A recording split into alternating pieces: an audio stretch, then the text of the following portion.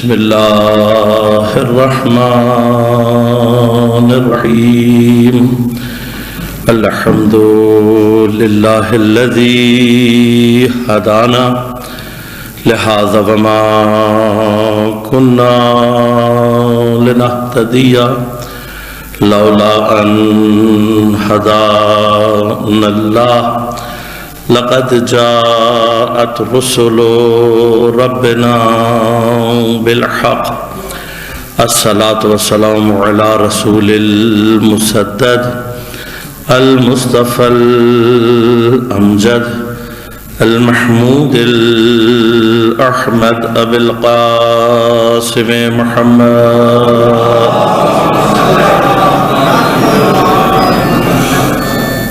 والصلاة والسلام على أسد الله الغالب غالب على كل غالب علي بن أبي طالب والصلاة والسلام على سيدة المعصومة المظلومة الطاهرة البتول بضعة الرسول فاطمة الزهراء سيدة نساء العالمين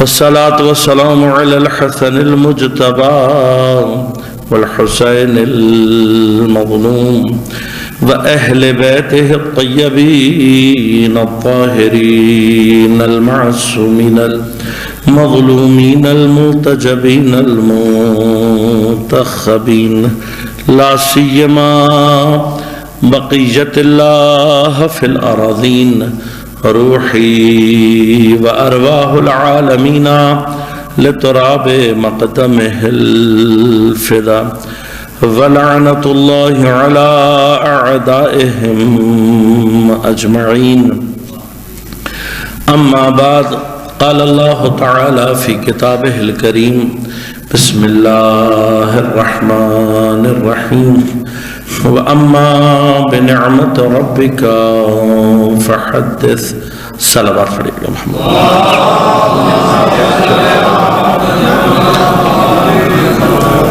مومنین کرام سامعین محترم عزیزان گرام قدر ایام شہادت حضرت زہرا سلام اللہ علیہا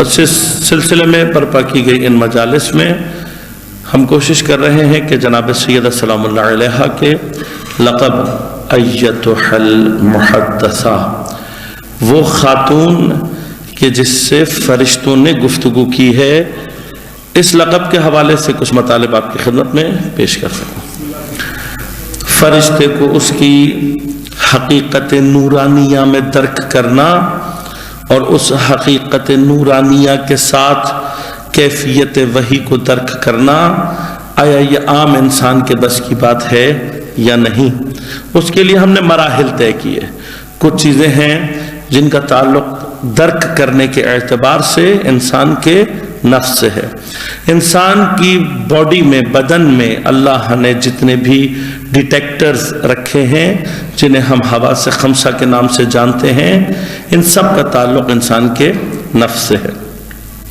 ان سے جمع شدہ معلومات میں تصرف کر کے قوانین کو بنانا اور عقائد کو جنریٹ کرنا یا کریٹ کرنا یہ کام ہے عقل کا یہ ساری کی ساری چیزیں معقولات کہلاتی ہیں تمام وہ عقلی بحثیں کہ جن کو اگر آپ عقل کے دائرے میں سمجھنا چاہیں اور بحث کرنا چاہیں وہ سمجھ میں آتی ہیں باہر خارج میں وہ چیزیں بظاہر اس شکل میں موجود نہیں ہوتی معقولات سے درجہ آگے بڑھ کر قلب کے مرحلے میں داخل ہوتا ہے میں نے عرض کیا تھا کہ قلب کا کام ہے انفینٹی کو درک کرنا صرف ڈیٹیکٹ کرنا اور یہ چیز میں نے کل آپ کی خدمت میں عرض کیا کہ حتیٰ جو غیر مذہبی محققین ہیں انہوں نے بھی اس کو ایکسیپٹ کیا ایڈمٹ کیا مثلا جیسے میں نے کل آپ کی خدمت میں عرض کیا کہ اکانومسٹ جتنے بھی ہیں وہ سب بالاتفاق اس بات کو مانتے ہیں سائیکالوجسٹ مانتے ہیں سوشولوجسٹ مانتے ہیں کہ انسان کے اندر ان لمیٹڈ وانٹس پائی جاتی ہیں یہ جو ان لمیٹڈ کا تصور ہے عقل انلیمیٹڈ کو کبھی بھی نہ ڈیٹیکٹ کر سکتی ہے نہ سمجھ سکتی ہے. وہ چیز کہ جو انلیمیٹ کو درک کرنے والا ہے، ڈیٹیکٹ کرنے والی چیز ہے، وہ قلب ہے.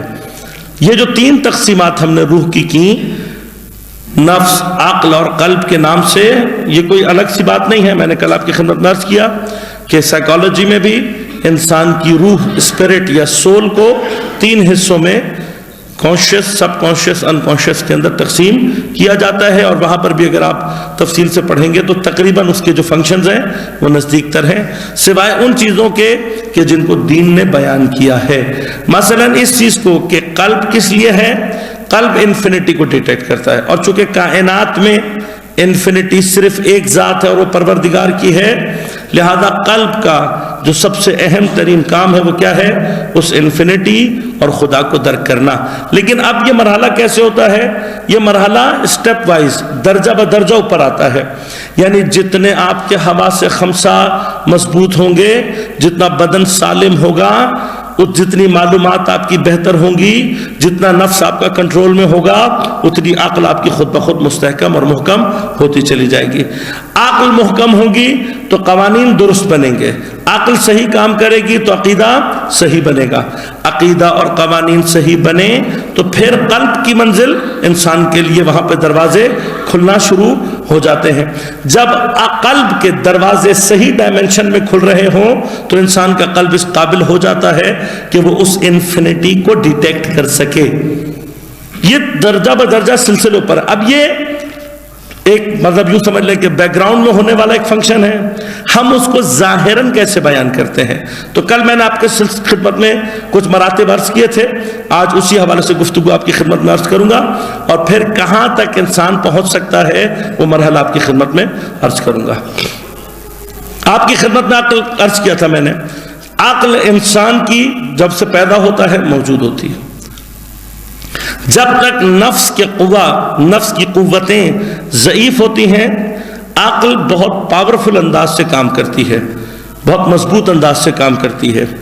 اللہ تبارک و تعالیٰ نے ایک احسان ہم پر یہ کیا ہے کہ ہمارے پیدا ہونے سے لے کر ہمارے بالغ ہونے تک کے ٹائم میں نفس کی سب سے قوی، سب سے مضبوط جو قوت ہے اس کو اللہ تعالیٰ دبا کر رکھتا ہے، اسے ظاہر نہیں ہونے دیتا. لازمات ہے جب ظاہر نہیں ہوتی تو عقل اس پیریڈ میں سب سے زیادہ تیزی سے اور سب سے زیادہ محکم طریقے سے کام کر رہی ہوتی ہے. لہذا سائیکالوجسٹ سے کہتے ہیں اپنے بلوغ سے پہلے انسان جو کچھ سیکھتا ہے وہ اس کی پوری زندگی کا 75% ہوتا ہے. یعنی اس کے بعد سے لے کر اپنے مرنے تک جو کچھ بھی سیکھے گا وہ صرف 25% ہوتا ہے. 75% وہ ہوتا ہے جو پیدائش سے لے کر اپنے بلوغ تک کے وقت میں سیکھتا ہے. اب یہ جو 75% ہے یہ جتنا بہتر ہوگا، جتنا محکم ہوگا، اتنا ہی انسان کے اندر ترقی کے امکانات پیدا ہوتے ہیں. لہذا آپ غور کیجئے گا، انسان جس وقت بالغ ہوتا ہے تو بلوغ کے ساتھ جیسے ہی وہ بالغ ہوتا ہے عقل اس کے اندر موجود ہے. یہ بالغ ہونا، اس کے اندر جو قوہ شہوانیہ ایجاد ہوتی ہے، اس قوہ شہوانیہ کے ساتھ انسان کے اندر بغاوت کی کیفیت پیدا ہوتی ہے. اس کیفیت کو خاص طور پر کہا جاتا ہے نفس امارہ. یاد رکھیے گا یہ جو میں آپ کی خدمت میں ابھی بیان کروں گا یہ حالات نفس ہیں، اقسام نفس نہیں ہیں. اقسام نفس ایک الگ بحث ہے جو کبھی اور انشاءاللہ فرصت رہی تو آپ کی خدمت میں عرض کروں گا. یہ قسم نہیں ہے بلکہ نفس ناطقہ انسانیہ کے حالات ہیں. نفس ناطقہ وہ نفس جو عقل رکھتا ہے. اب یہ عقل رکھتا ہے لیکن جیسے ہی انسان بالغ ہوتا ہے دوسری حالت جو اس کے اندر پیدا ہوتی ہے وہ کیا ہوتی ہے؟ امارگی کی. ان النفس لامارۃ بالسوء، نفس بشدت انسان کو برائی کی طرف حکم دینے والا ہو جاتا ہے. کب؟ جب انسان بالغ ہوتا ہے. اب اس وقت میں دو چیزیں، چونکہ نفس ناطقہ ہے عقل موجود ہوتی ہے، لیکن بلوغت کے ساتھ ہی انسان کے اندر ایک بغاوت کی کیفیت کہ جس کو نفس امارہ کہتے ہیں وہ ایجاد ہوتی ہے. جو عقل سے چیز پیدا ہوتی ہے وہ کہلاتی ہے نفس لوامہ. لوامہ لوم سے نکلا ہے، ہمارے اور آپ کے لیے سب سے زیادہ آشنا لفظ اسی مادے سے ہے لفظ ملامت. ملامت کرنا، کسی کو تنبیہ کرنا، یہ عقل کا کام ہے جو فطرتاً انجام دیتی ہے عقل، اور یہ انسان کے اندر موجود رہتا ہے۔ اب میں نے کل آپ کی خدمت میں عرض کیا تھا، اگر ہم اپنے بچے کو اس پیریڈ میں صحیح عقائد منتقل کریں، اگر ہم اس کی صحیح تربیت کریں، بھوتوں سے ڈرانے کے بجائے خدا کے عذاب سے ڈرائیں اور خود بھی ڈرتے ہوں، عملاً بھی ہم یہ کام کرتے ہوں، اور بچے کے اندر ہم یہ صفات پیدا کر دیں کہ وہ تنہائی میں گناہ سے ویسے ہی ڈرے جیسا اس وقت تنہائی میں بھوتوں سے ڈر رہا ہے، تو اس کے اندر جو نفس لوامہ کی کیفیت ہے وہ شدید اور مضبوط ہو جاتی ہے، نفس امارہ کی کیفیت ضعیف ہو جاتی ہے۔ لیکن جب سارا دن ہمارے گھر میں گانے بجیں گے، گھر میں حرام کا رزق آئے گا، دین کو بالکل بھی کوئی اہمیت نہیں دی جائے گی، عبادات کو کوئی اہمیت نہیں دی جائے گی، قرآن سے ہمارے بچے انگلش فرفر بولتا ہے، قرآن پڑھنا نہیں آتا، میتھمیٹکس کے پیچیدہ مسائل حل کر رہا ہے، توحید نہیں آتی، ابتدائی مسائل دین کے نہیں آتے۔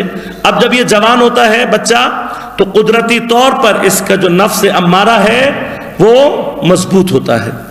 اب ہوتا کیا ہے، یہ نفس امارہ جب کوئی غلطی کرتا ہے، اس سے پہلے کہ وہ کتاب میں جا کر پڑھے کہ یہ گناہ ہے یا نہیں، اللہ تبارک و تعالی نے گناہوں کی نیچر ایسی رکھی ہے کہ جیسے ہی انسان کوئی گناہ انجام دیتا ہے، اس کا نفس ناطقہ، اس کی نفس عاقلہ خود بخود ملامت کرتی ہے۔ لہذا کوئی دین کو جانتا ہو یا نہ ہو جھوٹ بول کے شرمندہ ہوتا ہے، کوئی دین جانتا ہو یا نہ ہو کسی کو تکلیف پہنچا کر شرمندہ ہوتا ہے، کوئی دین جانتا ہو یا نہ جانتا ہو چوری کر کے شرمندہ ہوتا ہے، کوئی دین جانتا ہو یا نہ ہو کسی کو ایذا پہنچا کر، کسی کو گالی دے کر، یہ سارے کے سارے جتنے بھی فیکٹرز ہیں ان کی نیچر ایسی ہے کہ وہ جو نفس لوامہ ہے وہ آٹومیٹیکلی اس کے اوپر ندامت کرتا ہے۔ اب یہ ایک جنگ ہے جو انسان کے اندر جاری رہتی ہے، نفس امارہ کی اور نفس لوامہ کی۔ اگر ماحول مناسب نہ ہو، اگر عقائد درست نہ ہو، یہ سارے مسائل انسان کے ساتھ چلیں، اور دوسری جانب وہ اپنے نفس لوامہ کو بھی اہمیت دینا چھوڑ دے، اس ندامت کی کیفیت کو اہمیت نہ دے، تو نتیجتاً کیا ہوتا ہے، انسان کے اندر امارگی کی کیفیت شدید ہونا شروع ہو جاتی ہے۔ اتنی شدید ہو جاتی ہے نفس امارہ کی کیفیت کہ پھر نفس لوامہ بالکل دب کر خاموش ہو جاتا ہے۔ اب جب نفس لوامہ بالکل ہی خاموش ہو جاتا ہے تو پھر نفس کے اندر ایک کیفیت ایجاد ہوتی ہے جو کہلاتی ہے نفس مسولہ، تسویل، یعنی کیا، گناہوں کو خوبصورت بنا کر پیش کرنا، گناہوں کو اچھا سمجھنا۔ مثلا قرآن نے کہاں پر اس واقعے کا ذکر کیا، جب حضرت موسیٰ علیہ السلام میقات کے لیے تشریف لے گئے اور پیچھے حضرت ہارون کو اپنا جانشین بنا کر چلے گئے، وعدہ 30 دنوں کا تھا، وَوَعَدْنَا مُوسَى 30 لَيْلًا وَأَتْمَمْنَاهَا بِعَشْرٍ فَتَمَّ مِيقَاتُ رَبِّهِ 40 لَيْلًا۔ وعدہ ہم نے 30 راتوں کا کیا تھا، 10 بڑھا دی ہم نے، پس 40 روزوں کی، 40 شبوں کی میقات ہو گئی۔ ان 10 دنوں کے اندر، یہ جو آخری 10 دن ہیں، سامری نے پوری قوم کو گوشالہ پرستی پہ لگا دیا، صرف 10 دن کے اندر۔ یہ سامری کون ہے اور یہ کون سا زمانہ ہے؟ یہ سامری حضرت موسیٰ کا صحابی ہی ہے، بظاہر صحابی ہے، ساتھ رہنے والا ہے، آپ کے قبیلے سے تعلق رکھتا ہے، بنی اسرائیل سے تعلق ہے۔ کون ہے؟ جس نے مصر سے ہجرت بھی کی ہے۔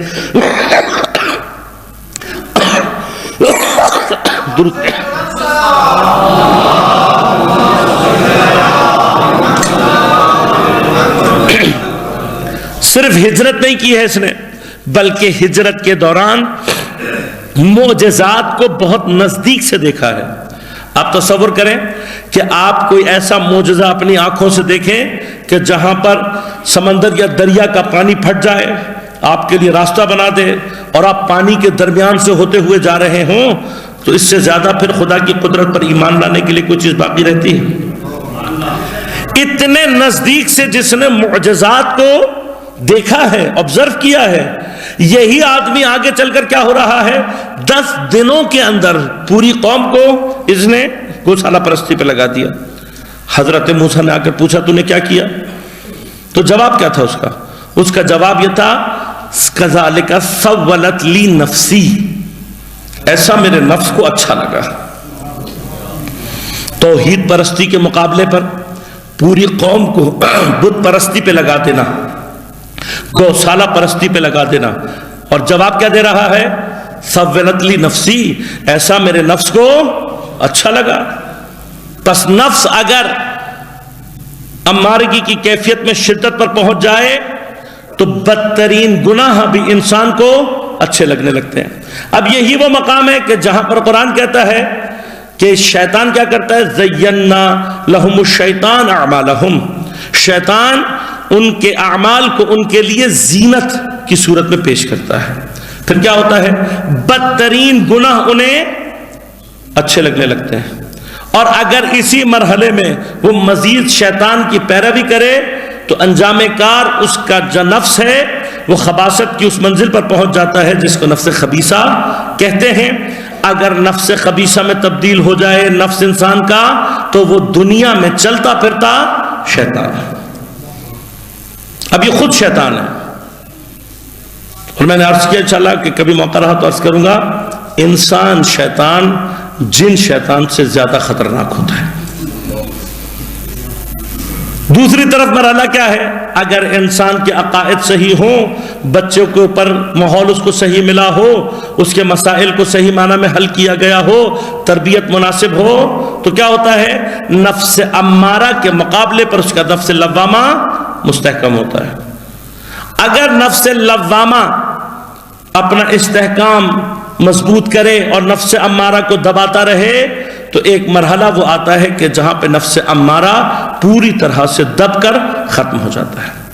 یہ ممکن ہے، ناممکن نہیں ہے۔ لہذا کسی بھی گناہ کے مقابلے پر جو ندامت آپ کے اندر پیدا ہوا کرے اس کو ختم نہ ہونے دیا کریں۔ مثلا فرض کریں نماز فجر آپ سے قضا ہو گئی، اور قضا ہونے کے بعد فوراً آپ کے دل میں ایک ندامت کی کیفیت پیدا ہوئی، اس ندامت کی کیفیت کو ختم نہ ہونے دیں، بلکہ کوشش کریں کہ اس ندامت کی کیفیت کو اپنے اندر شدید کریں، اس مرحلے تک لے کر جائیں کہ اس ندامت کی وجہ سے کم از کم آپ کی آنکھ سے ایک قطرہ آنسو ضرور ٹپکے۔ اس لیے کہ جب ندامت عمل کے میدان میں آتی ہے اور انسان حقیقی معنی میں نادم ہوتا ہے تو یاد رکھیے گا کہ توبہ کا ایک بنیادی ترین مرحلہ یہی ندامت ہے، اور ندامت کی توبہ کے اندر قوت اتنی ہے کہ ابھی نادم کے منہ سے توبہ کا لفظ نہیں نکلا ہوتا، آنکھ سے آنسو کا پہلا قطرہ نکلتا ہے اور خدا اس کے تمام گناہ کو معاف کر دیتا ہے۔ سریع الرضا ہے، سب سے تیز ترین انداز سے راضی ہونے والا پروردگار ہے۔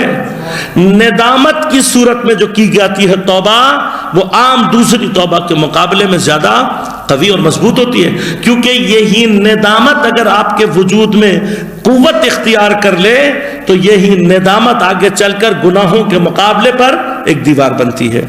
اور اگر انسان کی اسی کیفیت ندامت سے وہ اپنے نفس کی امارگی اور بغاوت کی کیفیت کو مکمل طور پر دبا دے تو پھر انسان کے اندر وہ مرحلہ خود بخود پیدا ہوتا ہے کہ جہاں پر وہ کوئی بھی گناہ انجام دینے کے لیے آمادہ نہیں ہوتا، اور جہاں ترک معصیت کی منزل آ جائے یہ پہلی طہارت نفسانیہ ہوتی ہے جو انسان کے نفس میں ایجاد ہوتی ہے۔ یہ یاد رکھیے گا، ہمارے پاس روایات موجود ہیں کہ اگر انسان 40 دن، صرف 40 دن کوئی گناہ انجام نہ دے، پروردگار اس کی زبان سے حکمت کے چشموں کو جاری کر دیتا ہے۔ اور یہ یاد رکھیے کہ یہ کم ترین اثر ہے انسان کے نفس کی طہارت کا کہ اس کی زبان سے حکمت کے چشمے جاری ہو جائے، کم ترین اثر ہے۔ کتنے دن؟ صرف 40 دن۔ 40 دن اگر انسان اپنے آپ کو گناہ، لیکن جب کہا گناہ سے بچا کر رکھے تو کسی بھی قسم کے گناہ سے، لہذا اس منزل کو حاصل کرنے کے لیے پہلے مرحلے میں انسان کے پاس یہ علم ہونا چاہیے کہ کون کون سی چیزیں گناہ ہیں، کون کون سی کیفیات گناہ ہیں۔ ہمارے ساتھ مسئلہ کیا ہے کہ اگر ہم سے کوئی گناہ کا لسٹ پوچھے تو ہمیں یہ نہیں پتا کہ کتنے گناہ ہیں، ان میں سے کتنے کبیرہ ہیں کتنے صغیرہ ہیں؟ تقریباً 200 سے زیادہ اعمال اور افعال گناہ ہیں، جن میں سے 70 یا 75 کے قریب اعمال گناہان کبیرہ ہیں۔ 70 گناہان کبیرہ کم از کم علماء نے بیان کیے ہیں۔ اور میں اگر مثلا میں جسارت نہیں کرنا چاہتا، لیکن ہمارا ساتھ مسئلہ یہ ہے، ہم سے اگر کوئی پوچھ لے تو بہت ہی کوئی اگر جانتا ہوگا تو اس کی بھی جو لسٹ ہے وہ 20 یا 30 سے اوپر۔ اب وہ جو 40 گناہ مجھے معلوم ہی نہیں ہے کہ یہ گناہان کبیرہ ہیں اور میں انجام دے رہا ہوں، تو پھر کیا ممکن ہے کہ میرے اندر وہ طہارت نفسانیہ پیدا ہو سکے؟ لہذا عزیزان من، یہ مراحل ہیں، ان کو سمجھنے کی ضرورت ہے۔ ایک مرحلے میں انسان کو کم از کم زندگی میں ایک مرتبہ بیٹھ کر گناہوں کی لسٹ کو دیکھنا چاہیے۔ اور الحمدللہ ہمارے ماں باپ کا یہ احسان ہے کہ اکثر گناہ ہمارے اندر موجود نہیں ہوتے، اور جو چھوٹے موٹے گناہ ہمارے اندر موجود ہوں ان کو ذرا سی محنت کے ذریعے سے حل کیا جا سکتا ہے۔ اگر انسان کے نفس کے اندر طہارت ایجاد ہو جائے اور وہ اس طہارت کو باقی رکھے تو انسان کی نفس میں ایک کیفیت ایجاد ہوتی ہے جسے کہا جاتا ہے کیفیت نفس ملہمہ۔ ملہمہ کا لفظ الہام سے نکلا ہے۔ اب یہاں سے میری وہ بحث شروع ہو رہی ہے جس کے لیے میں نے آپ کو 4 دن زحمت دی ہے۔ 4 دن میں نے جو آپ کو زحمت دی تھی وہ صرف اس مقام کے لیے دی تھی۔ نفس ملہمہ، کون سا نفس؟ وہ نفس جو کہ الہام کو قبول کرنے کے لیے آمادہ ہو جاتا ہے۔ الہام کیا چیز ہے؟ 2 چیزیں ہیں جن کو قرآن نے ذکر کیا ہے۔ ایک چیز ہے جو کہلاتی ہے وحی، اور ایک چیز کہلاتی ہے الہام۔ وحی اور الہام میں فرق کیا ہے؟ وحی بنیادی طور پر اگر اصطلاح میں لغت میں دیکھا جائے تو ایک چھپے ہوئے پیغام رسانی کو وحی کہتے ہیں۔ ایک ایسا پیغام جو بہت چھپا ہوا ہو، نہ معلوم ہو، اس وجہ سے بعض آنکھوں کے یا باڈی لینگویج کے وہ اشارے جو لوگوں نے اپنے درمیان میں طے کیے ہوئے ہوتے ہیں کہ میں ایسے کروں تو تم یوں کر دینا، یہ ساری کی ساری جو چیزیں ہیں، یہ ساری کی ساری باتیں جس کو دوسرے نہ سمجھ سکیں، اس کو بھی وحی کہا جا سکتا ہے۔ لہذا چھپے ہوئے پیغام کو قرآن نے لفظی معنی میں استعمال کیا ہے۔ لہذا لفظ وحی، اب یاد رکھیے گا، وحی ہر جگہ پر وحی رحمانی کے معنی میں استعمال نہیں ہوتی۔ قرآن نے باقاعدہ شیاطین کے بارے میں اس لفظ کو استعمال کیا، وَكَذَلِكَ جَعَلْنَا لِكُلِّ نَبِيٍّ عَدُوًّا شَيَاطِينَ مِنَ الْجِنِّ وَالْإِنسِ یوحیٰ بَعْضُهُمْ إِلَى بَعْضٍ، ان میں سے بعض کی طرف کیا کرتے ہیں؟ وحی کرتے ہیں۔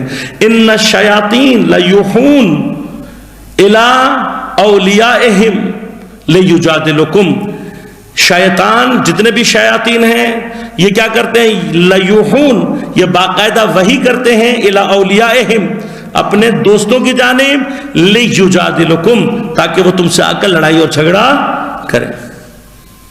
لہذا ایک پورا سسٹم ہے۔ اب انشاءاللہ شیطان شناسی پر بحث کروں گا تو آپ کی خدمت میں عرض کروں گا کہ اولیاء الہی کے مقابلے پر اولیاء شیطان کیسے کام کرتے ہیں، اور یہ جنگ جو جاری ہے یہ کب تک جاری رہے گی، کب اور کیسے ختم ہوگی، انشاءاللہ موضوع کبھی رہا تو تفصیل سے آپ کی خدمت میں عرض کروں گا۔ اب یہ مرحلہ کیا ہے؟ شیطان کے لیے اللہ تعالیٰ لفظ کیا استعمال کر رہا ہے؟ وحی۔ تو خدا نخواستہ کیا یہ وہ ویسی ہی وحی ہے جیسی پروردگار اپنے بارے میں استعمال کرتا ہے؟ نہیں۔ اسی طرح سے اور بھی مقامات پر اللہ نے چھپے ہوئے پیغاموں کے لیے لفظ وحی استعمال کیا، اور اسی طرح سے قرآن کی ایک آیت ہے جس کی تفصیل انشاءاللہ کل آپ کی خدمت میں عرض کروں گا کہ جہاں پر پروردگار نے اپنی جانب سے ہونے والی وحی کی کیفیات کو باقاعدہ بیان کیا۔ لیکن یہ جتنے بھی وحی ہیں، وحی چھپا ہوا پیغام شیاطین کی جانب سے بھی ہو سکتا ہے، اور اپنی خاص اصطلاح اور خاص معنی میں پروردگار کی جانب سے بھی ہو سکتا ہے۔ جو پروردگار اصطلاحاً لفظ وحی استعمال کرتا ہے وہ بالکل ایک الگ چیز ہے ان سے جو کہ وحی کا عام معنی ہم استعمال کرتے ہیں۔ اس کے مقابلے پہ الہام، الہام ایک کیفیت کا نام ہے، الہام وحی نہیں ہوتی۔ الہام خواب سے بالکل بالعکس ایک کیفیت کا نام ہے۔ خواب میں اور الہام میں فرق کیا ہے؟ خواب جب انسان دیکھتا ہے تو خواب اگر سچا ہو، اس قید کے ساتھ، اگر انسان کا، عام انسان کا خواب سچا ہو تو جو وہ دیکھ رہا ہوتا ہے وہ مراد نہیں ہوتی۔ مثلا کسی صاحب نے مجھ سے ایک دن کہا کہ جی مجھے خواب میں نے دیکھا کہ مجھے کوئی کہہ رہا ہے کہ تم فلاں انگوٹھی پہنو، تو میں نے فلاں انگوٹھی پہن لی۔ میں نے کہا بھائی کبھی بھی مراد یہ نہیں ہوتی۔ خواب میں آپ جو دیکھیں گے وہ ایک کلی شکل ہوتی ہے جس سے جزئی معنی اخذ کرنا ہوتا ہے، اور اگر اس کو سمجھنا ہو تو حضرت یوسف کا واقعہ بہترین مثال ہے۔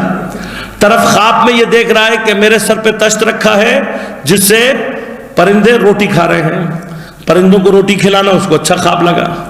دوسرے نے خواب میں دیکھا کہ میں انگور کا رس نکال کر پیالے میں ایک ہیبت ناک بادشاہ کی خدمت میں پیش کر رہا ہوں۔ بادشاہ کی ہیبت کو اس نے منفی خیال کیا، لیکن جب حضرت نے تعبیر کی تو بالکل بالعکس تھی۔ اب سر پر تشت سے روٹیاں کھانا، فرمایا تجھے مسلوب کیا جائے گا وہاں تک کہ تیرے سر سے پرندے تیرا مغز کھا جائیں گے، اور تو جو بادشاہ کی خدمت میں جام دے رہا ہے تو واپس اپنے عہدے پر پہنچ جائے گا۔ لہذا یاد رکھیے گا، خواب آپ کبھی بھی دیکھیں، اول کسی کو بتانے کی ضرورت نہیں ہے، اہل تلاش کریں۔ جب آپ اہل کو بتائیں گے تو وہ آپ کو ایگزیکٹ تعبیر بتائے گا کہ یہ جو چیز آپ نے دیکھی ہے اس سے مراد کیا ہے۔ مثلا معمولاً علماء فرماتے ہیں کہ خواب میں اگر دودھ دیکھا جائے، اب دودھ کا دیکھنا علم سے متعلق ہے، لیکن اگر دودھ پیتے ہیں تو اس کا الگ معنی ہوتا ہے، دودھ گرتا ہوا دیکھتے ہیں تو اس کا الگ معنی ہے، دودھ کسی اور کو پلاتے ہوئے دیکھتے ہیں تو پھر اور معنی ہوتا ہے۔ پس ہر چیز کے معنی الگ ہے، ایک جزئی معنی ہے، ایک کلی شکل میں پیش کیا جاتا ہے۔ الہام اور شہود کی جو کیفیت ہے وہ بالکل بالعکس ہے۔ وہاں کیا ہوتا ہے؟ وہاں پر ایک جزئی چیز دکھائی جاتی ہے جس سے ایک کلی معنی اخذ کرنا ہوتا ہے۔ کس نے؟ صاحب الہام نے۔ اب یہ جو الہام کی کیفیت ہے یہ کیا ہوتی ہے؟ یہ کیفیت قرآن نے ارشاد فرمایا فَأَلْهَمَهَا فُجُورَهَا وَتَقْوَاهَا۔ اللہ تبارک و تعالی صاحب نفس ملہمہ پر فجور اور تقوی کا الہام کرتا ہے۔ یہ فجور اور تقوی کون سا ہوتا ہے؟ یہ فجور اور تقوی وہ ہوتا ہے جو ظاہر میں نظر نہیں آ رہا ہوتا، چیز کے ظاہر سے اس کا فجور نظر نہیں آ رہا ہوتا، لیکن صاحب نفس ملہمہ متوجہ ہو جاتا ہے۔ اب اس کی ایک مثال دیتا ہوں، پھر بات کو آگے بڑھاتا ہوں۔ واقعہ بہت قدیم زمانے کا نہیں ہے، بلکہ آج سے 20-30 سال پہلے، تقریباً 30 سال پہلے، آیت اللہ احمد میاں نجی رضوان اللہ تعالیٰ علیہ حرم حضرت معصومہ سلام اللہ علیہ میں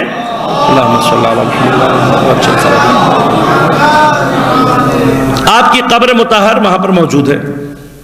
آیت اللہ احمد میاں جی کے دفتر کے افراد نے یہ واقعہ نقل کیا، بہت زیادہ میں پھر سرچ کر رہا ہوں، قدیم علماء میں سے نہیں ہے، میرے اور آپ کے زمانے کے علماء میں سے ہی ہے۔ واقعہ ان کے یہ نقل کیا گیا کہ آقا کا دفتر تھا مشہد میں، اور امام رضا علیہ السلام کے حرم کے احاطے میں وہ آفس تھا۔ تو جب حرم کو ایکسٹینڈ کیا جانے لگا، بڑھایا جانے لگا، تو ان کا آفس بھی اس میں آیا۔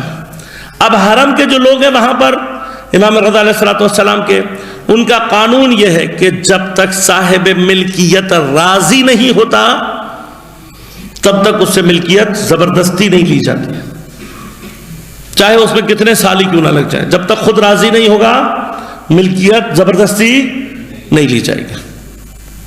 ایک چھوٹا سا واقعہ اور اسی کے ضمن میں ہے، وہ بھی بیان کر دیتا ہوں۔ یہ حرم کے خود جو خادمین ہیں انہوں نے بیان کیا ہے۔ وہ کہتے ہیں کہ اسی طرح سے ایک شخص کا گھر حرم کے جو ایکسٹینشن ہو رہی تھی اس میں آ گیا، تھوڑا پرانا سا گھر تھا، قدیم سا گھر تھا۔ کہ ہم پلاننگ کے مطابق اس کے پاس گئے اور اس سے جا کر ہم نے بات کی کہ بھئی آپ کا گھر جو ہے وہ حرم کے احاطے میں آ رہا ہے اور ہم خریدنا چاہتے ہیں، آپ اس کا جو بھی وہاں پر طریقہ کار ہے، ایک ایکسپرٹ آئے گا وہ آ کر اس کی قیمت لگائے گا، تو پھر اس کے حساب سے جو قیمت آپ مانگیں گے ہم وہ قیمت آپ کو دے دیں گے۔ تو اس نے بات سنی، گھر میں آنے کو بھی نہیں کہا، وہیں دروازے سے کھڑے کھڑے یہ کہہ دیا میں گھر نہیں بیچنا چاہتا۔ ہم واپس آ گئے، کیا کر سکتے ہیں، بندہ گھر نہیں بیچنا چاہتا۔ واپس آ کے ہم نے پھر مشورہ کیا کہ بھئی کیا کریں، یہ آدمی سے منع کر دیا ہے۔ تو کمیٹی نے کہا بھئی جتنے بھی پیسے مانگے گا دے دیں گے، دیکھتے ہیں کچھ دن بعد دوبارہ جائیں گے۔ تو کسی نے آ کر اطلاع دی کچھ دنوں کے بعد کہ بھئی وہ تو اپنا گھر رینوویٹ کروا رہا ہے۔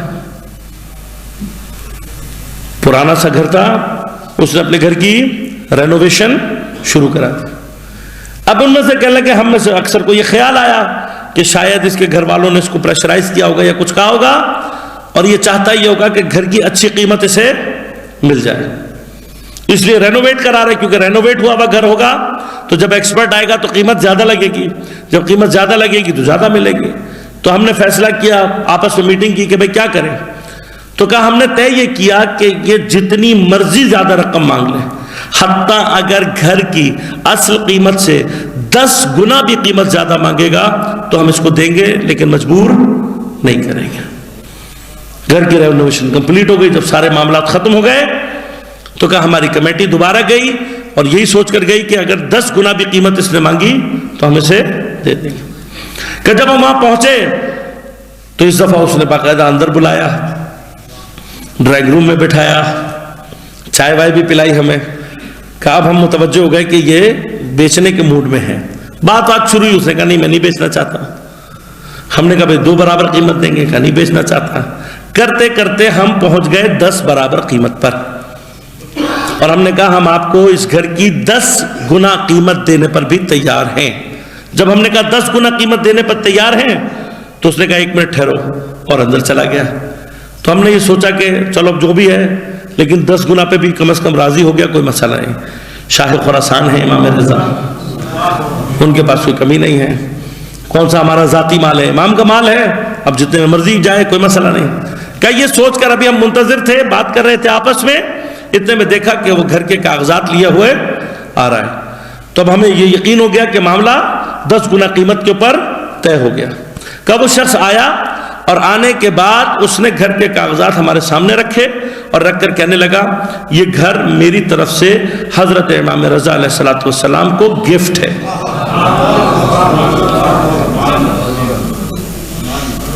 کیا ہم سوچ رہے تھے کہ یہ 10 گنا پر راضی ہوا ہے؟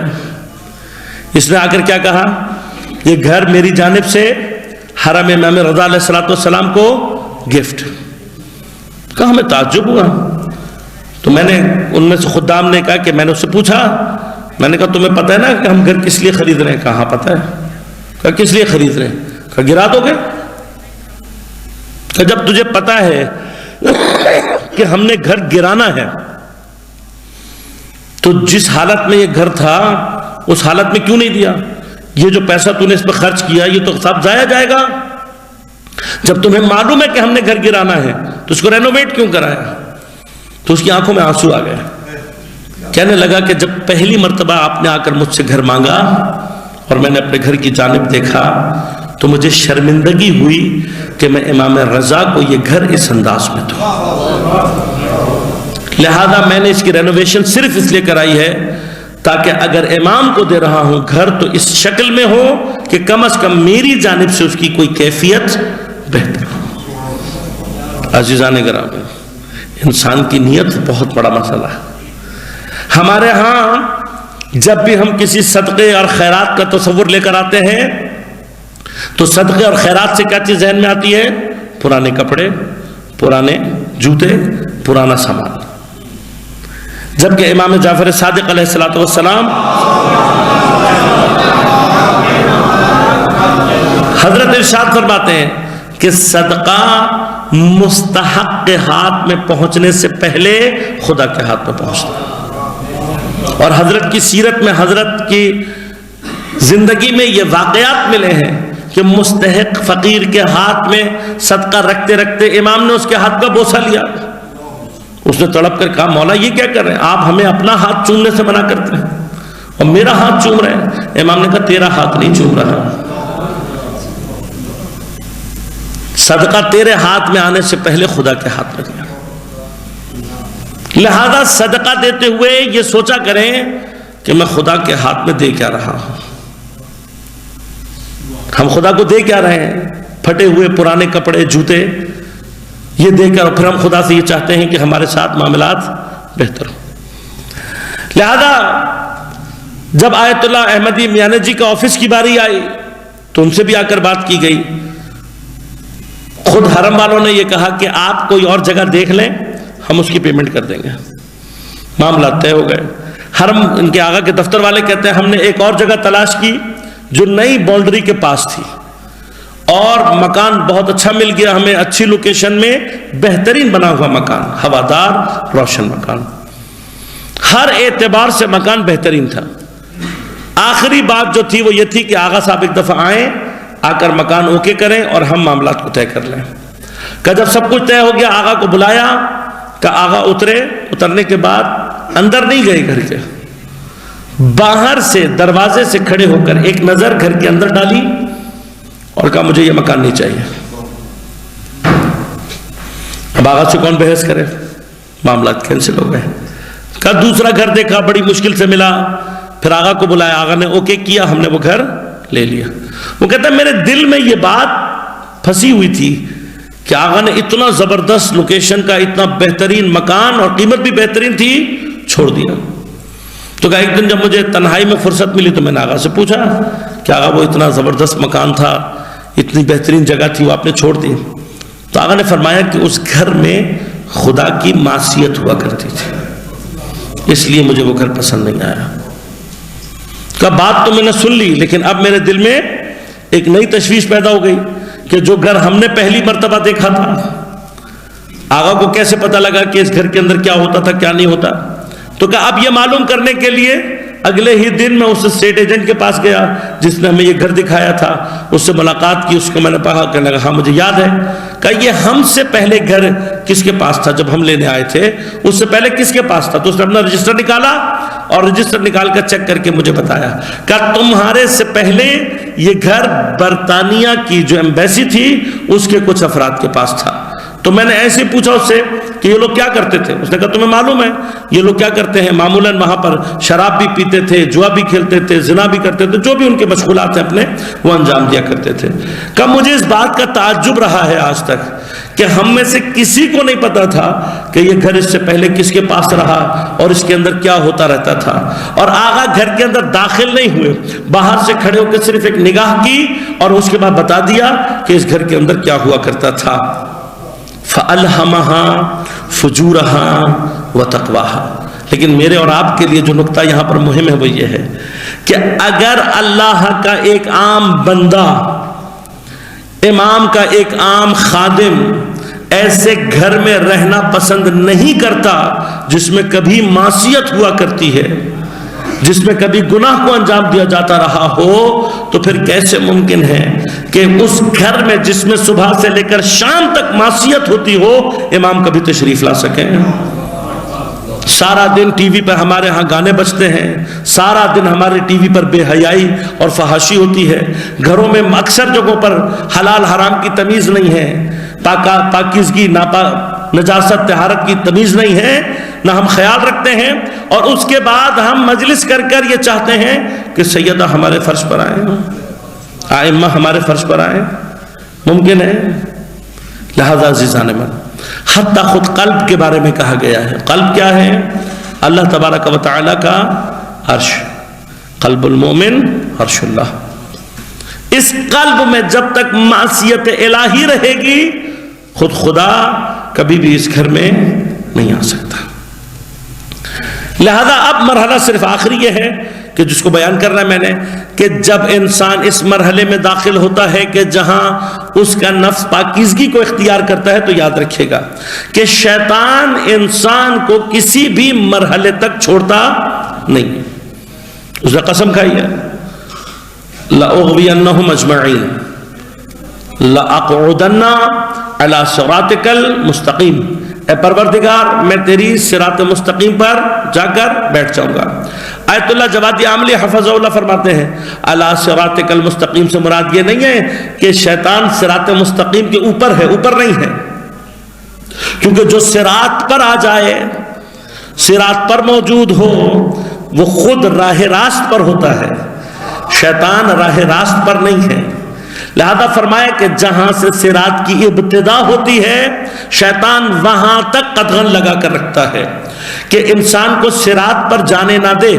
اب جب انسان صراط پر ایک مرتبہ آ جاتا ہے تو پھر کم از کم شیطان کے دھوکے سے محفوظ ہو جاتا ہے۔ اب یہ جو مرحلہ ہے کہ جہاں پر اس کو شیطان کے دھوکے سے بچا کر کوئی صراط کے اوپر لا کر رکھے، اس مرحلے پر انسان کے لیے ضروری ہے کہ اس کے پاس کوئی ایسا وسیلہ ہو، کوئی ایسا ذریعہ ہو کہ جو اس کو صراط پر قائم رکھے اور خدا کی طرف آگے حرکت دے۔ جس طرح سے میں نے آپ کو پہلے دن کہا تھا کہ انسان کو مختلف چیزوں کو ڈیٹیکٹ کرنے کے لیے وسیلہ درکار ہوتا ہے۔ اب الہام تک جو انسان کی رسائی ہے اس کی میں نے کیفیت آپ کو بیان کر دی۔ یہ کیفیت وحی نہیں ہے، وحی ایک بالکل جداگانہ مرحلہ ہے، ایک نورانی کیفیت ہوتی ہے کہ جو اللہ تبارک و تعالی صرف معصومین علیہ السلام یا بعض کیڑوں کے بارے میں قرآن نے ذکر کیا ہے، جس کی تفصیل میں کل آپ کی خدمت میں عرض کروں گا کہ وہاں پر آ کر وحی کا رابطہ ایجاد ہوتا ہے۔ یہ کیوں ضروری ہے وحی کا رابطہ؟ یہ ضروری اس لیے ہے کہ ایک مقام ایسا ہونا چاہیے انسان کی خدا کی طرف حرکت میں کہ جو شیطان کی دسترس سے محفوظ ہو۔ لہذا خود شیطان نے اس بات کا اقرار کیا، کیا کہا میں صراط کے اوپر آ کر بیٹھ جاؤں گا، یعنی ابتدائی صراط تک بیٹھا رہوں گا، وَلَا أُغْوِيَنَّهُمْ أَجْمَعِينَ، اور ہر ایک کو جتنے بھی ہیں سب کے سب کو اغوا کروں گا یعنی کیا؟ صراط پر جانے نہیں دوں گا۔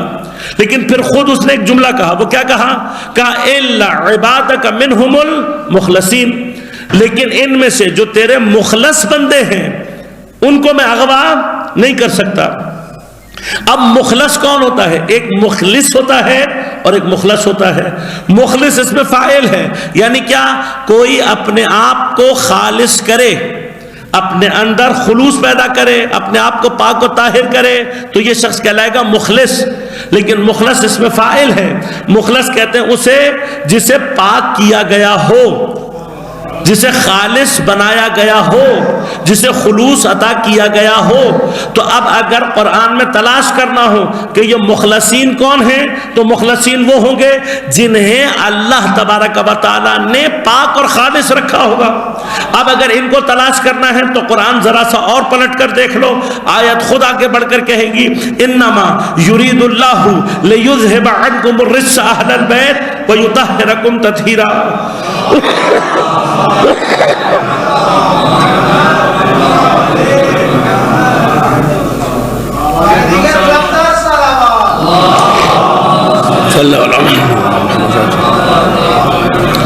لہذا آیہ تطہیر اعلان ہے کن چیزوں کا کہ خدا کے مخلصین کو اگر تلاش کرنا ہے تو آیہ تطہیر جن کی شان میں نازل ہو رہی ہے یہ کون ہے؟ مخلصین۔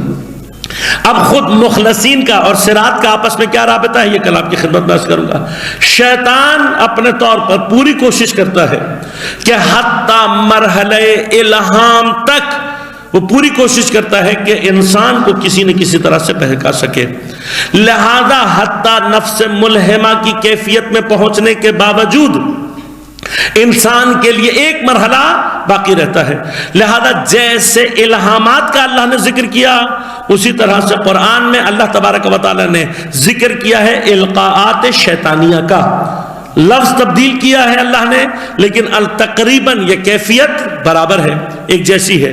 الہام اور القاءات شیطانیہ ان میں بعض اوقات اتنی مماثلت پائی جاتی ہے کہ انسان کے لیے یہ سمجھنا مشکل ہو جاتا ہے کہ یہ جو چیز میرے پاس آ رہی ہے یہ الہام رحمانیہ ہے یا القاءات شیطانیہ ہے۔ اس مرحلے تک شیطان نہیں چھوڑتا، یعنی نفس ملہمہ تک پہنچے ہوئے شخص کو بھی شیطان چھوڑتا نہیں ہے۔ کل انشاءاللہ اس کی بعض تفصیلات آپ کی خدمت میں بیان کروں گا۔ لیکن اب مرحلہ کیا ہوتا ہے؟ مرحلہ یہ ہوتا ہے کہ اس سے اوپر کی ایک ایسی جگہ ہے جس کو اللہ نے بند کر دیا ہے، شیطانوں کا ورود وہاں پر نہیں رکھا۔ وہ کون سا مرحلہ ہے؟ وہ وحی رحمانی کا مرحلہ ہے۔ اب اس وحی رحمانی کے ذریعے سے اللہ تبارک و تعالیٰ کیا کرتا ہے کہ جب انسان اس مرحلے میں داخل ہوتا ہے کہ جو ملہمہ کا مرحلہ ہے، اگر اس مرحلے پر بھی وہ یہ چاہتا ہے کہ اپنے آپ کو بھٹکنے سے بچائے تو کسی ایسے کا ہاتھ تھامنے کی ضرورت ہے کہ جو خود وحی رحمانی کے سلسلے سے جڑا ہوا ہو اور اس کے اپنے بھٹکنے کا کوئی امکان باقی نہ ہو۔ کیوں؟ اس لیے کہ میں نے پہلے دن آپ کی خدمت میں عرض کیا تھا کہ جو چیزیں انسان کی دسترس سے باہر ہوتی ہیں، جن چیزوں کو انسان ڈیٹیکٹ نہیں کر سکتا، ان کو ڈیٹیکٹ کرنے کے لیے انسان وسیلہ اختیار کرتا ہے۔ ہمیں وائی فائی نظر نہیں آ رہا، ہم نے ٹول بنا لیا۔ ریڈیو ویوز ہم ڈیٹیکٹ نہیں کر سکتے، ہم نے ٹول بنا لیا۔ جی پی ایس سسٹم ہم نہیں ڈیٹیکٹ کر سکتے، ہم نے ٹول بنا لیا۔ اب یہ ٹول میں نے عرض کیا تھا، اس ٹول کا ایرر لیس ہونا ضروری ہے، اس کی پریسیجن ضروری ہے۔ جتنا پریسائز کام کرے گا، جتنا ایرر لیس کام کرے گا، اتنی آپ کے شعور اور ادراک میں خود بخود اضافہ ہوتا چلا جائے گا۔ پس وہ جگہ جہاں انسان خود نہ پہنچے، وہاں پر اسے وسیلہ چاہیے ہوتا ہے، اور وسیلہ جب تک معصوم نہ ہو تب تک اس کے شعور اور ادراک میں اضافہ نہیں ہو سکتا۔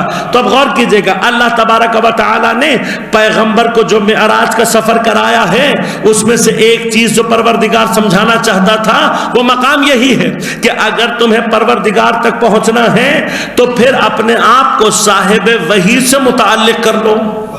اگر تم صاحب وحی سے متعلق ہوگے تو تمہاری حیثیت ہو یا نہ ہو، وہ صاحب وحی تمہیں کہاں تک لے کر جا سکتا ہے۔ لہذا اب جب معراج کا سفر شروع ہوا اور وہ مقام جسے سدرۃ المنتہا کہا جاتا ہے پہنچا، تو اب جناب جبرائیل نے کیا کہا؟ یا نبی اللہ، میں اگر بال برابر بھی آگے بڑھوں گا تو نابود ہو جاؤں گا، جل جاؤں گا، ختم ہو جاؤں گا۔ کیوں؟ اس لیے کہ اس سے آگے میری سرحد نہیں ہے، اس سے آگے کا جو مرحلہ ہے وہ میرے بس کی بات نہیں ہے۔ تو جہاں مقرب ترین فرشتہ نہ پہنچ پائے، وہاں سے آگے کسی وسیلے کی ضرورت ہے یا نہیں ہے؟ اب وہ وسیلہ کون ہے؟ وہ پیغمبر اکرم ہے۔ اب پیغمبر اکرم جب اس مرحلے سے آگے بڑھے تو آپ جانتے ہیں، واقعات آپ کے ذہن میں ہیں، چونکہ حضرت جانتے ہیں کہ جب اللہ تبارک و تعالی نے حضرت موسیٰ کو اپنی بارگاہ میں آنے کا اذن دیا تو جب حضرت پہنچے تو آواز آئی، یا موسیٰ، اے موسیٰ، فخلع نعلیک، اپنی نعلین اتار کے آؤ۔ کیوں؟ انک فی واد مقدس طویٰ، اس لیے کہ تم ایک مقدس وادی کے اندر موجود ہو۔ تو جب مقدس وادی کا مرحلہ تھا تو حضرت موسیٰ سے زمین کے اوپر مقدس وادی تھی، اللہ سے ملاقات کا مرحلہ تھا، اللہ نے نعلین اتروا دیے۔ اب پیغمبر یقیناً متوجہ ہیں کہ یہ وہ زمین تھی اور یہ عرش کا عالی ترین مقام ہے، یہ سدرۃ المنتہا ہے، اس کا اور اس کا کوئی ربط نہیں آپس میں، وہ مادی کیفیات ہیں، یہ نورانیت کی اعلیٰ ترین منزل ہے، یہ تو وہ مقام ہے جہاں پر میرے سوا کسی کو پہنچنے کی اجازت ہی نہیں ملی، اور ادب کا تقاضا بھی تھا۔ حضرت نے نعلین اتارنا چاہے، آواز آئی، اے نبی نعلین سمیت آ جاؤ۔ اب تھوڑا سا تو ہمارا مسلمان بیچارہ کنفیوز ہو جاتا ہے نا، وہ کہتا ہے بھائی اتنا مقرب فرشتہ تھا، جناب جبرائیل علیہ السلام اتنے مقرب فرشتے ہیں، لیکن ان کو پیچھے رہ گئے۔ بھئی وہ بھی پیغمبر کے ساتھ تھے، نعلین بھی پیغمبر کے ساتھ ہے، لیکن نعلین کو اللہ سدرۃ المنتہا پر بلا رہا ہے، فرشتہ پیچھے رہ گیا۔ تو نعلین جا سکتی تھی، فرشتہ کیوں نہیں جا سکتا تھا؟ تو ذرا سا توجہ کر کے دیکھے گا تو تجھے خود سمجھ میں آنے لگے گا۔ آج جبرائیل متعلق بے پیغمبر نہیں ہیں، تعلق نہیں رکھتے، صرف مصابہت میں ہیں۔ اور مصابہت سے اگر آپ میرا مطلب کا مطلب سمجھ گئے تو بہت آگے تک چلے جائیں گے۔ ہاں ساتھی مرحلہ کیا ہے؟ مصابہت میں ہے، مصابہت میں ہے جبرائیل، ابھی متعلق نہیں ہوا ہے، لیکن نعلین اس وقت تعلق رکھتی ہے۔ اس نعلین کے بارے میں اگر پوچھا جائے گا تو ہر آدمی آگے بڑھ کر کہے گا یہ نعلین پیغمبر ہے، صرف اتنی سی اضافت کا تعلق تھا، نعلین نے یہ مرتبہ پیدا کر لیا۔ تو اسی مقام پر اللہ نے سمجھا دیا نا کہ دیکھو ساتھ رہنے والوں میں اور متعلق ہو جانے والوں میں کتنا فرق ہے۔ تو اب ساتھ رہنے والوں کا مقام اور ہو جاتا ہے، جس کو نبی انہم منی وانا منہم کہتے اور جس کو پیغمبر بضعۃ منی کہتے۔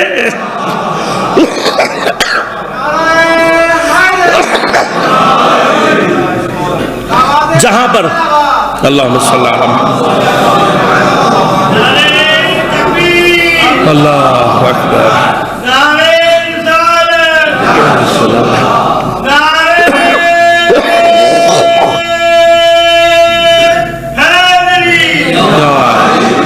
لہذا غور کیجئے گا مرحلہ کیا ہے؟ مرحلہ یہ ہے کہ نالین نے صرف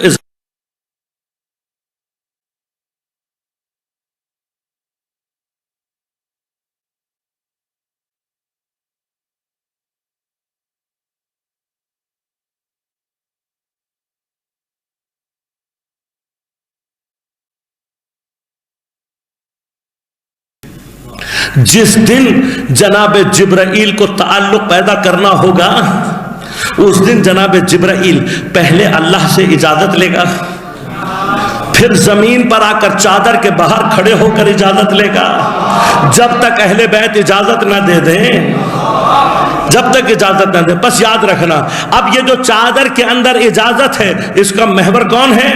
چادر کا محور سیدہ ہے، اس لیے کہ اللہ نے تعارف کیا کرایا؟ ہم فاطمہ و ابوہا و بعلہا و بنوہا۔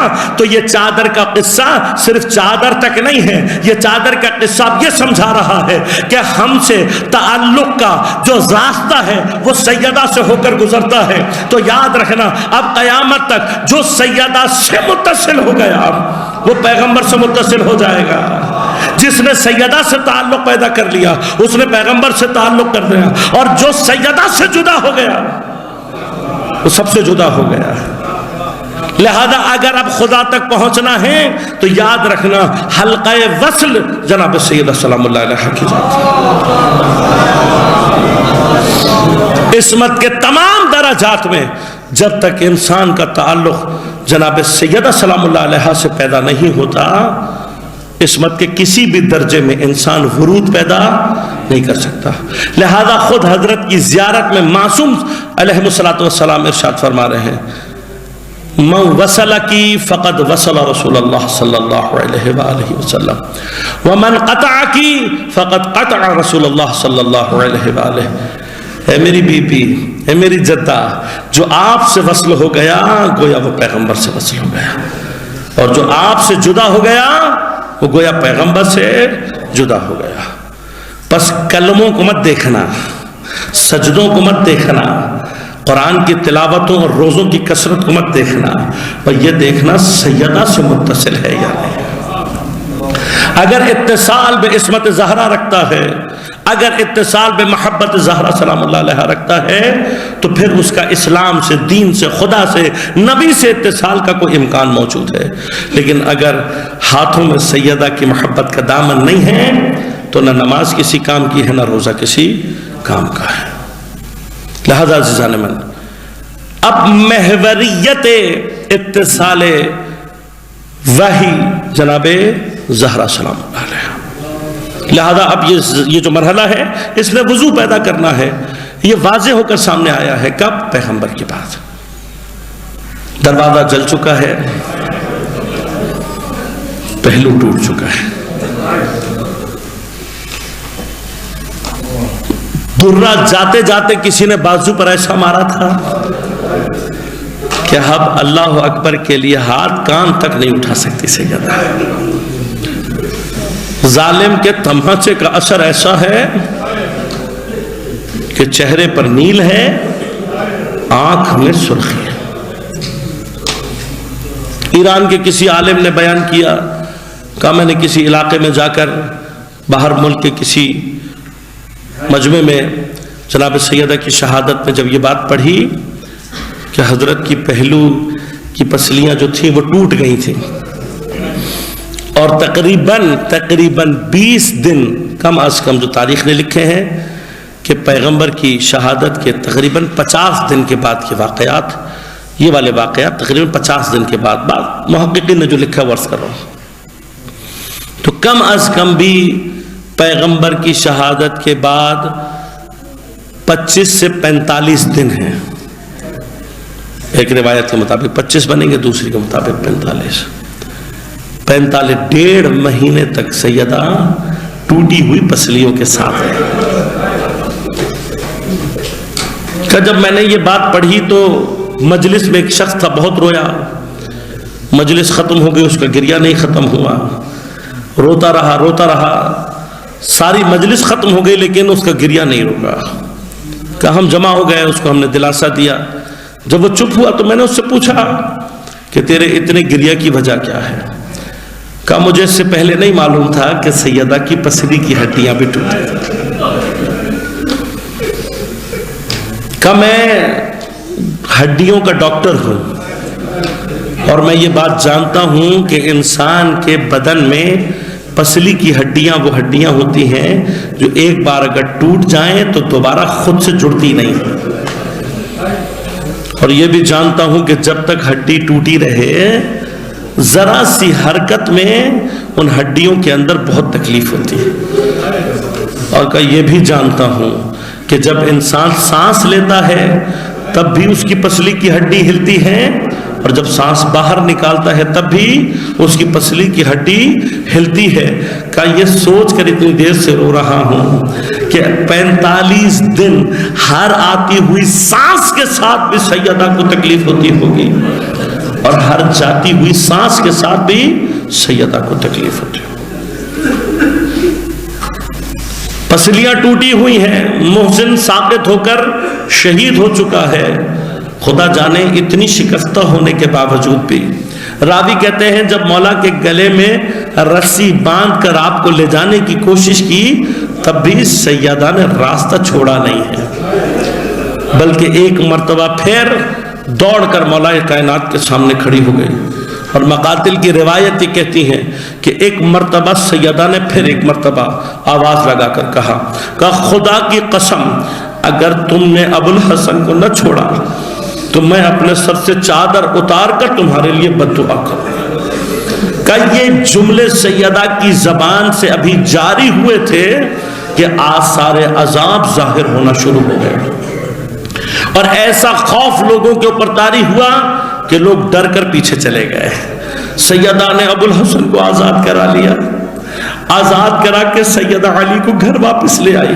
لیکن سچ بتاؤ آج جب سیدہ علی کو گھر لے کر آئی ہوگی کس نے کس کو کس کا پرسہ دیا ہوگا؟ محسن بھی شہید ہو چکا، سیدہ کی پسلیاں بھی ٹوٹ چکی، علی کے رسے میں بھی علی کے گلے میں بھی رسیاں ڈلوائی جا چکی۔ لیکن بس آج اتنی سی ایک بات کہوں گا، میں کہوں گا سیدہ آج جب آپ نے چادر کو سر سے اتارنے کی بات کی لوگ خوف زدہ ہو کر پیچھے ہٹ گئے، علی کو لوگوں نے چھوڑ دیا، آپ اپنے علی کو بچا کر گھر لے آئی۔ لیکن سیدہ خدا جانے وہ کتنے بے غیرت تھے جنہوں نے کربلا میں پہلے عصر عاشوراء حسین علیہ السلام کو ذبح کیا، اور اس کے بعد آگ لے کر اہل بیت کے خیموں کو آگ لگا دی، اور پھر جب بیویاں جلتے ہوئے خیموں سے نکل رہی تھی یہ ملائین ان کی چادروں کو چھین رہے تھے۔ ارے تمہاری بیٹیوں کے سر سے صرف چادروں کو اتارا نہیں بلکہ ہاتھوں کو پسے گردن باندھ کے درباروں اور بازاروں میں لے کر پھرتے رہے۔